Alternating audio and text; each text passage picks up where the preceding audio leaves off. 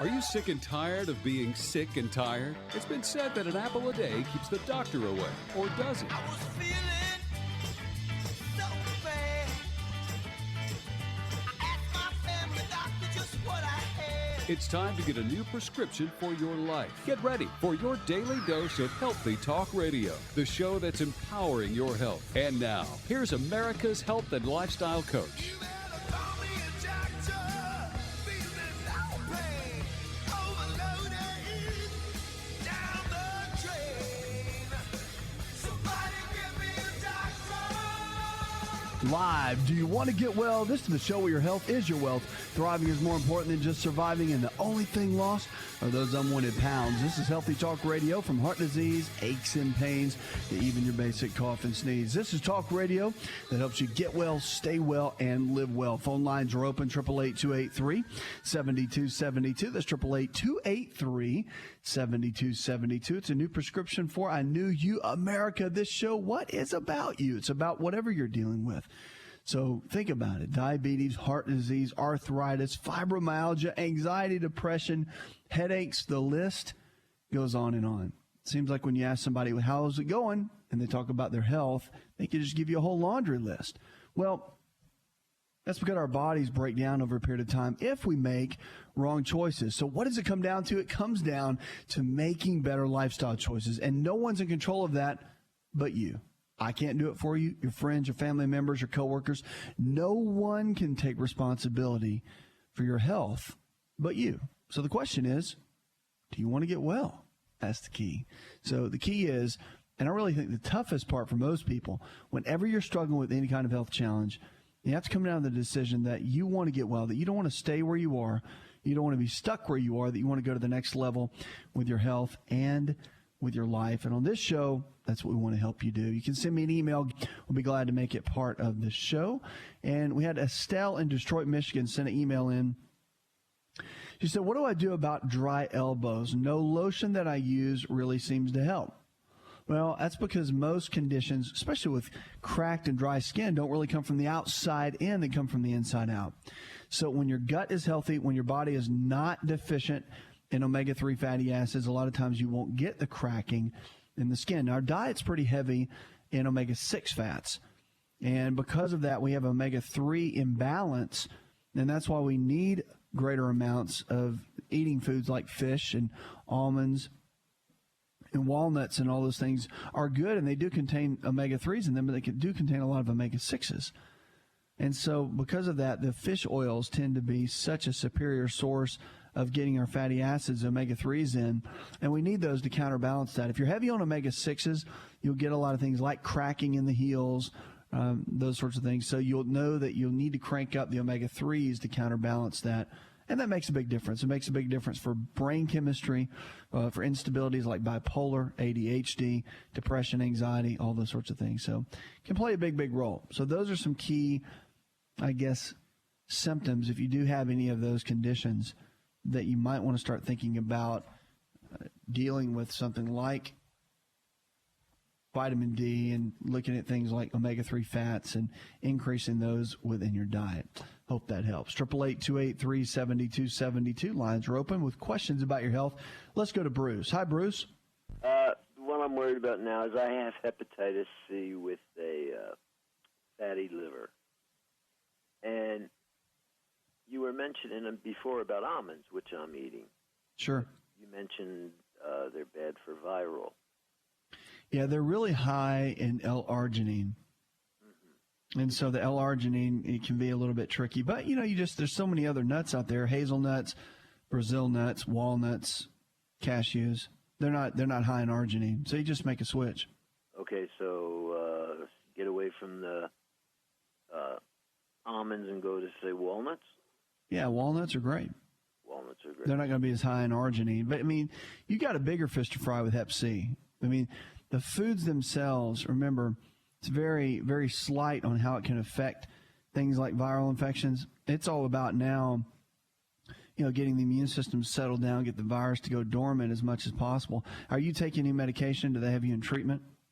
No, I was going to go on, I forgot the name of it. Starts with an I. Oh, interferon? Yeah.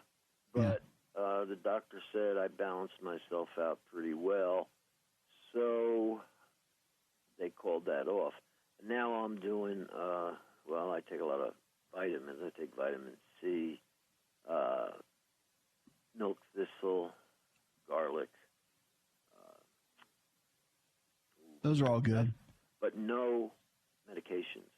Yeah, that's good. Well, and just keep in mind that, just like we talked about L-arginine being an amino acid that's found in foods that can stimulate viral activity, L-lysine is the opposite. So L-Y-S-I-N-E, lysine will actually come in and can help. I mean, Hep C is a pretty big animal, but L-lysine can come in and help kind of calm things down, chill things out, and help it to go a little bit more on the dormant side. So that might be something you want to look into as well. But your foods, of course, are going to be important. I would look at vitamin D levels, make sure your numbers are between 70 and 90 on a blood test.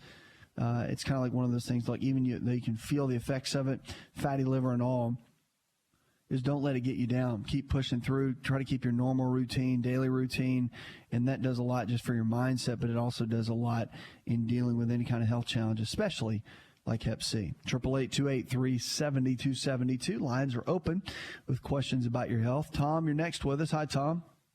Hello. How can I help? My daughter has got what the doctor calls dyspepsia. Okay. She's taken Nexium, and I'm wondering if you have any suggestions for something besides that. How old is she? She's 22, 21. Okay. Has she been under a lot of stress? Is this something brand new that just got diagnosed? It's recent, in the last several months. She is in college full-time and working full-time, so yeah, she's got a lot of stress. She's got a lot on her, yeah. Is she overweight? Does she eat a lot of junk food? No, she's been eating healthy for probably a year or so, paying more attention to her diet. Okay. When you're under a lot of stress, just a couple of things, reactions that can happen in the body. One of two things can happen. In the stomach, we produce hydrochloric acid. It helps break down proteins. It also helps break down fats, and is just really important. If you don't break things down very well because you're lacking hydrochloric acid due to a lot of stress, then you can do a couple of things. One is apple cider vinegar has been used for a long time, and it can help stimulate more hydrochloric acid with the meals.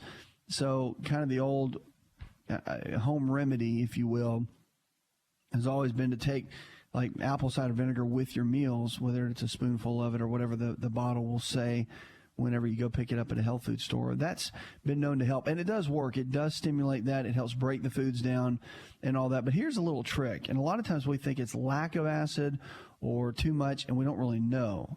So you start using Nexium, and which is standard of care. I mean, they're doing the right thing. But I know you're wanting to look in the more natural side. So typically what you do is when you take apple cider vinegar, one of two things will happen.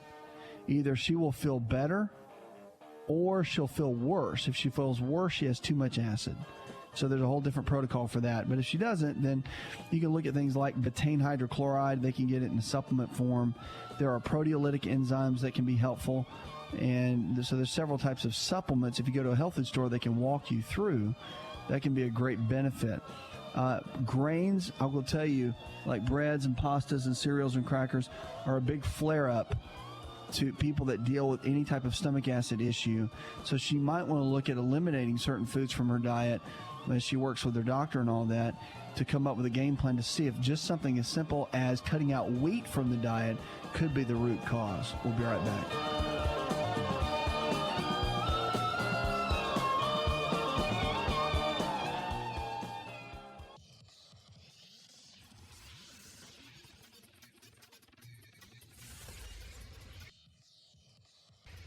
To find out more, connect with On Call Radio online at InShapeNetwork.com.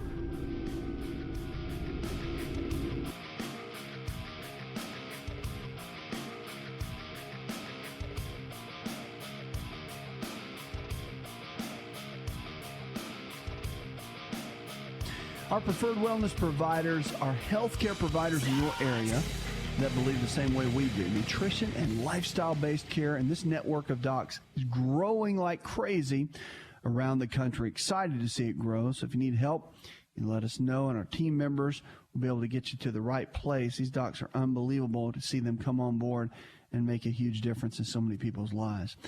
Cancer and cola caramel coloring. Yep, that's exactly what I said. So you know the dark color that our colas have. If you're a cola drinker, well, they're saying that now lab tests have been commissioned by a consumer group to find that Coke and Pepsi carry a caramel coloring chemical that causes cancer in lab animals. So the chemical is called 4-MI, or actually they call it 4-methylmidazole. And so it forms the caramel coloring. So they don't use natural caramel coloring, but it is a chemical process that involves ammonia. So while toxicology studies show that the 4-MI can cause cancer in lab animals, they say it's not clear if it causes in humans or if it's a human carcinogen.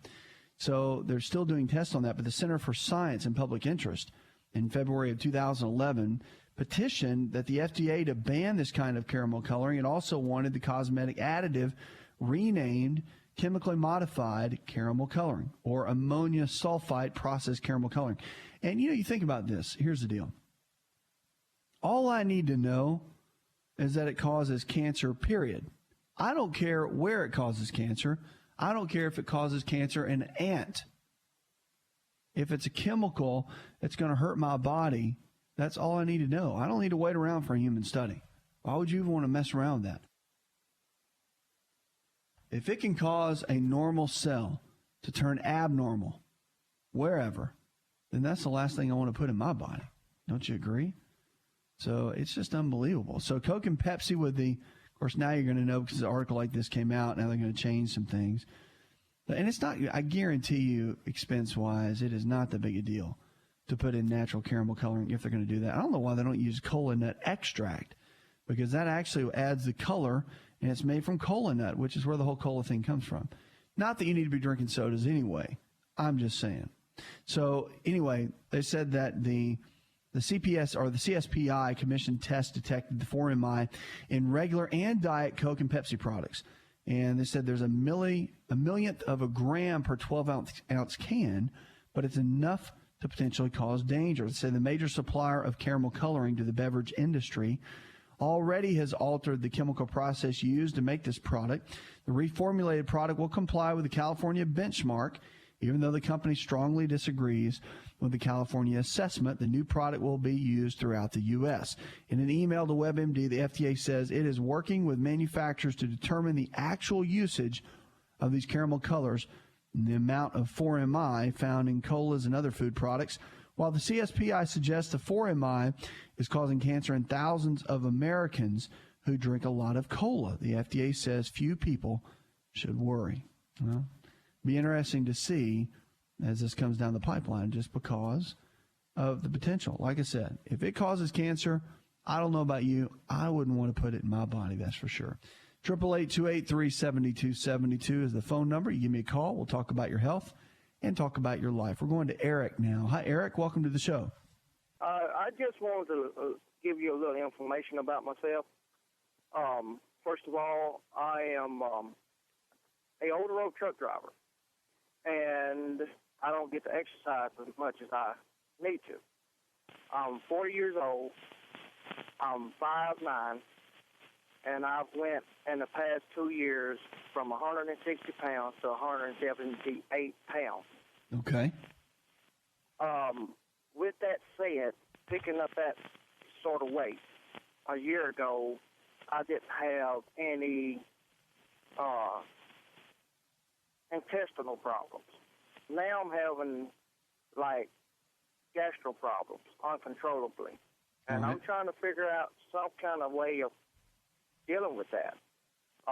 It seems like it's getting worse, and I was told that it could be anxiety or inflammation. And right now, I was given different things to try over the counter, and it seemed like none of those,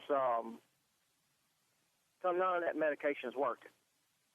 What have you tried so far? And I guess, did you go to a doctor that recommended this? When you say you've been told, you've been I instructed. went to- Who's taking care of this so far? I went to the emergency room at the hospital, and the doctor that was on call at night, he examined me, and he pushed in on my stomach in different places, and he said that I'm not a big guy, but I do have what he called a stomach pudge, and because it's kind of hard a little bit, he said that could be coming from it could be coming from waste. And Well, my, it could, but a lot of times, if you've been eating poorly, like if your diet's not that good, and you're probably going to have a lot of things going on. Like you could have yeast in the digestive tract. You could not have the right amount of bacteria in the digestive tract. You could have a lot of stress due to your job. That could increase cortisol levels. Most truck drivers, just because of the hours and sitting all day and the stress of driving, have a lot of cortisol. The more cortisol you have, which is a stress hormone that's produced from the adrenal glands, can increase your body and cause it to have more body fat that will store itself around the midsection. So, I mean, that could be one of the reasons that you have that little pudge you're talking about, and just eating a poor diet. So, I mean, there's a whole protocol. If you're on the road as a truck driver, that we'll need to kind of get rounded up. So I'll tell you what, we'll go into this break. We'll come out. We'll talk about a game plan when you've got digestive issues and don't really know what to do, kind of the root cause of it, and what to do from that. Because if you've gone to you went to the ER, but even though you've gone to more of an urgent care type situation and they just gave you some baseline things to do, I do think you need to follow it with more of a family physician that can kind of coach you along the way. So we'll talk about that in just a moment when we come back. More Healthy Talk Radio, just a moment.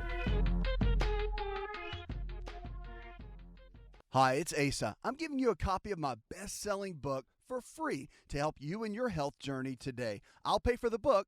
All you do is just cover the small shipping and handling costs. Go to asarx.com and get your free book today.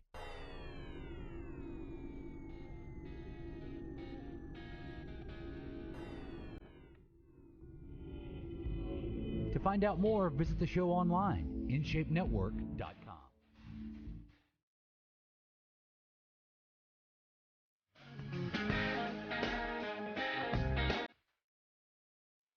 Lines are open. Welcome back to the show. 888-283-7272. Talking to Eric, going to the break, as a truck driver, and just looking for really coming up with a game plan, dealing with some digestive issues. Never really had those before. They've kind of come on here recently, and the doctors really don't know really what it is. Got a little kind of a pudge going in the front, a little spare tire area, but more in the front.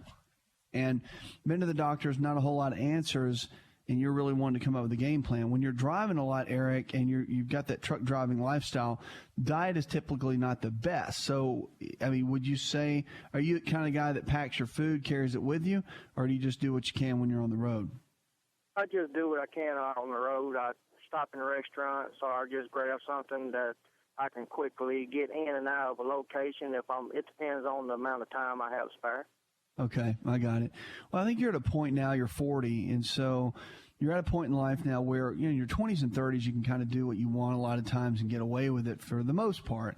But once you start cracking that 40 number, the body will start changing. If you don't start treating it right over the long period of time, and you make poor choices for a period of time, then it'll start letting you know it's not real fired up about how you've been handling things, if you know what I mean. So the best thing to do typically is to get started on a good anti-inflammatory diet, and that's, of course, similar to the one in my book, Empowering Your Health. I think that's a great way to go, just because it gives you a good guideline. Everything is real simple to follow. You'll do equal amounts of lean-quality proteins, like chicken, fish, beef, or eggs. And, of course, on the road, you're not going to get everything organic, but at least you can make better choices. I mean, you can eat baked chicken over fried chicken. You can get baked fish over, fried items. You can do broccoli instead of French fries. I mean, just common sense. I mean, even at truck stops, places like that, you can actually, even though the vegetables may not be the best, you can still get some decent food items. So it's about really coming up with a game plan and then having good healthy snacks with you in the road so you're not craving a bunch of junk. You can have packed fruit with you. You can have all the nuts, you just can mix nuts in a bag, where you can grab a handful of those, drink plenty of water, and have fruit and that sort of thing for snacks. I mean, there's a lot you can do to come up with a game plan. But in my book, I've got all the foods listed out, the ones that will kind of deal with more inflammation in the body, the ones that will take it out. So there's several things to do. On the exercise side, I think it's important too. Cortisol is that stress hormone I was talking about that when it gets elevated, it can really put on the pounds around the spare tire area. And if you don't manage cortisol very well, I mean, if your sleep hours are off and you don't eat healthy and you're not exercising, it can really throw them.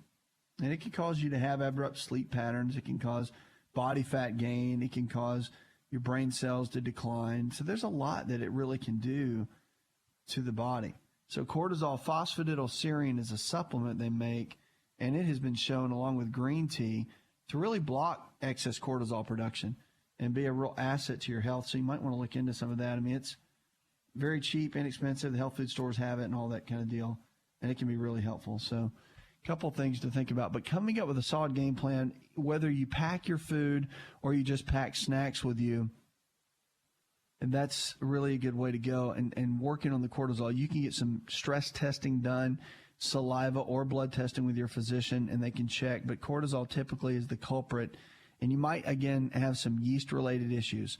When you cut out grains and you cut out dairy products from your diet, you can notice a big difference immediately. I mean, literally within a week, whether or not you had food allergies or not. Because if your energy levels go up and you feel better, bloating and all that sort of thing goes down in the stomach, then you know you're probably dealing with some kind of allergic reaction to certain foods. So looking into all that, I think, and coming up with a solid game plan will be key. Carry some little bands with you.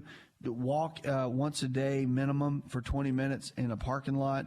Just keep walking. Just take a long trip around and really push it, because it's one of the best things you can do for circulation, for burning calories, and for keeping your weight where you need to. So that little 18 pounds that you gained, that could be one of the root causes, just because you're not getting the exercise that you need. And maybe at 32, your body could metabolize everything, but now at 40, it can't. Also get the blood work done, check on your testosterone. Low testosterone can be a key too. Of course, that results from low dopamine. The two go hand in hand. Hope that helps. 888-283-7272. That's 888-283-7272. You can also go online. Shoot me an email. I'll be glad to make it part of the show. Let's go to Matt. Hi, Matt. Hello, sir. Thank you for taking my call. You got it. What's going on? All right. I have got a question. It's about weight loss. Okay. Never had a problem with weight till about a year and a half ago. I'm 27, by the way. Always been an in-shape guy. I'm still a very active person, but over the past year and a half, I have went from about an in-shape 210 to about 280 in about a year and a half, and I don't know what I'm doing different. So let me get this right. So you're exercising the same, you're eating the same, living the same lifestyle, and you've had this major increase in weight gain. The only thing that has changed is my ability as to when I can eat, because I changed job positions about a year ago. And the job that I have now, I don't have the ability to eat when I want to. I can eat breakfast very early in the mornings. I work, probably 10 hours a day.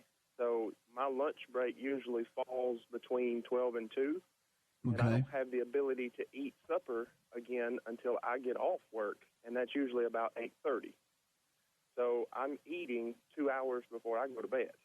And my problem is I don't have the ability to eat before then. So what can I've tried, not getting, full meals at that time of the day and trying to grab, power bars or something to eat to kind of make me not so hungry when I get off. But yeah, I understand. What about your exercise routine? If you're working 10 hours a day, when do you exercise? Usually I do that sometimes in the evenings, when I get home, or on my off days. I love to mountain bike, so I'm either mountain biking or jogging. This is going to sound weird. I still feel like I'm a pretty in-shape person because I don't have a problem hopping on a mountain bike and riding 20 miles. It doesn't, I don't get completely exhausted doing that. I can go run 3 miles with no problem. I'm just overweight. I would get some blood work done first and foremost. just because you want to check out all your hormone levels. Pituitary gland is probably just not even barely functioning. That's what produces our growth hormone levels. And when the anterior pituitary gland is not working well, that's kind of the master gland for all the other hormone systems. And that's why it's good to have that checked out and just getting some basic blood work. I'd check testosterone, check your thyroid, make sure everything's okay. A lot of times they'll just do a basic run on the thyroid and make sure it's all right. But I would check for autoimmune, which really it's called TPO antibodies or thyroid peroxidase antibodies. That way they'll see if there's a potential issue within the thyroid that could be causing it to go slow. So those kind of items can be very helpful, and a lot of times can be a secret reason why somebody has a sudden weight gain issue. Now, if you're working 10 hours a day, you definitely need to be eating small meals throughout the day. I would recommend meal replacement shakes at lifestyleresearch.org. There is a food balance meal replacement, and it's hormone-free and antibiotic-free. So the whey protein that they use is probably the cleanest on the planet, and it's unbelievable. It's called Food Balance. You can go to lifestyleresearch.org and see that. It's to my opinion, it's the best. So those are a couple things. So, you could put that in a shaker bottle, and when you're at work, all you got to do is just fill it up with water, shake it down the hatch, and literally in 30 seconds, you're back at work. And those are a couple of ways to get some nutrients in. You could do bags of nuts and fruit. I'm a big fan of those. However, you can do that as fast as you can, or eat it in 5 minutes. But taking those small little eating breaks, you have to carve that out. So whoever you work for or whatever, you've got to have small breaks like that where you can put the food down. It's just a matter of discipline for yourself, and just packing the foods maybe on your off day. You're saying maybe that's when you get everything together for the week, your snacks and everything, so you've got everything you need. But at the end of the day, all of those items are really important, because you need to make sure that you can get in a routine. It's about keeping constant calories coming in, the good kinds, and it keeps your metabolism revved up. It keeps all the hormone systems working great. If you go, and this is a great example too with what you just said.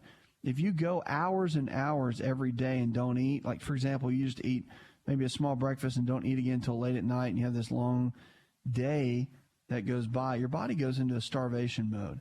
Even though it's less calories, it will slow the body down to a screeching halt.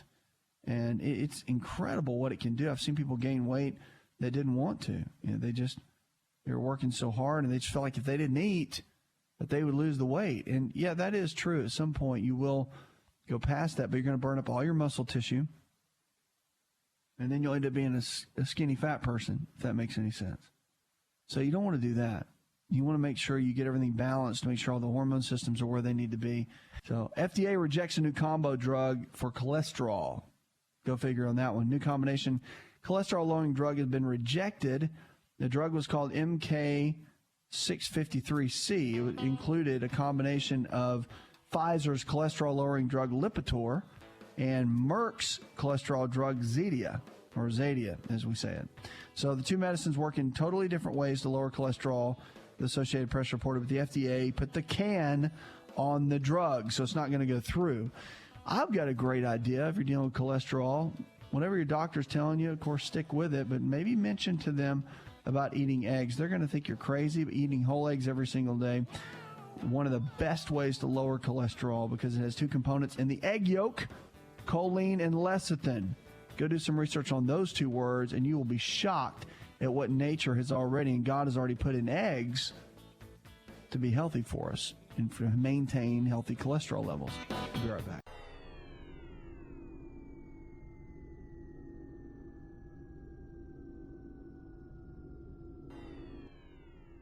Connect with On Call Radio and watch On Call TV at InShapeNetwork.com.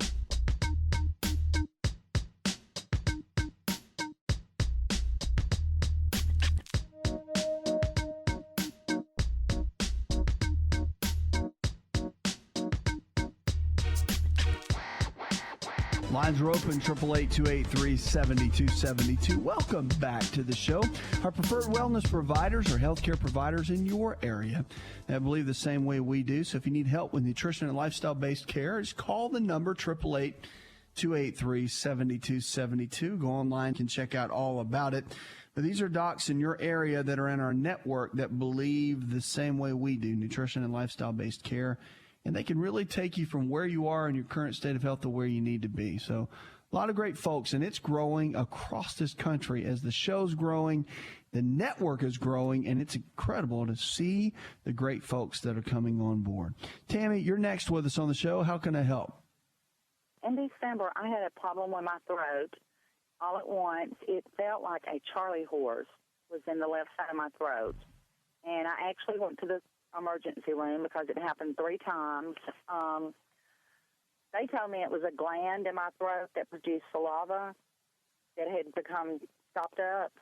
And I still have problems. And when I open my mouth, I can only see my right tonsil. Okay. And so did they tell you to do anything? Or they just... The doctor that I saw that night just kind of laughed it off and said to get some sour candy and hold it to the left side of my mouth, and then it would help produce the saliva that I needed to swallow, because I couldn't talk, I couldn't swallow anything. And I actually thought I had something lodged in my throat. Sure. Oh, yeah. And this happened how long ago? It happened December the 6th, this past December. And so how are you doing now? Well, I have, I can tell it every day that it doesn't feel right. I have some days where that it's difficult to swallow without me wetting my throat, drinking something to, it feels, even now, I can tell that it's not right. And if I put my 2 fingers under my jaw, next to the jawbone, it's right there. Okay. So that's typically a parotid gland. Yes. And that gets backed up. Yeah. Parotid gland can get backed up. And that's why I told you the old sour candy deal is kind of an old way to handle that. And there's nothing really they can do. So he's right on that. So it just, does it still feel like does it feel hard, or no? Is it sore? Tender. Just tender. And have you been doing anything sour to keep working on that area? Occasionally. I really don't like candy. Yeah, at all. You don't really need to do that. Lemons work very well. Yeah, and I don't like to hold it in my mouth because of my teeth. So if I had to, I do. The first couple of weeks, I did sour candy continuously almost.